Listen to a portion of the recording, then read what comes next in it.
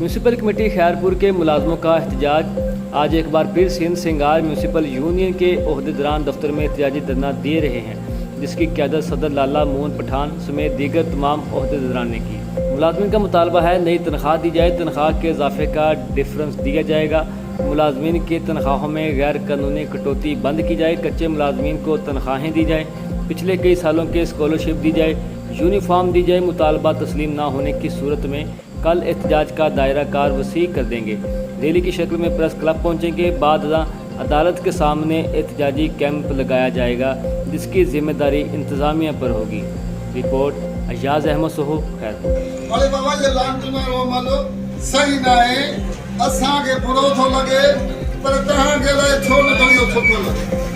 असां इहो था चऊं हिन मज़दूरनि खे ख़ुदा जो कसम आहे, अॼु असां ईद ते पघार वरिती आहे त वरी हाणे हुननि जे गीदनि में बचनि जे लाइ उहो कूद कोन्हे जो असां पंहिंजे बचे खे 30 रुपया ॾेई सघूं।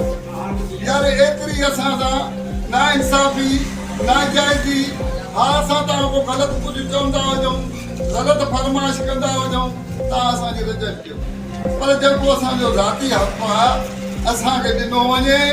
ऐं न ॾियण सां मूंखे त वैसूरो थो लॻे हुन इंचार्जनि ते त इलेक्शन जे टाइम ते इहो ई मज़हब भाऊ, इहो ई आरिफ़ भाऊ वॾा दावा पिया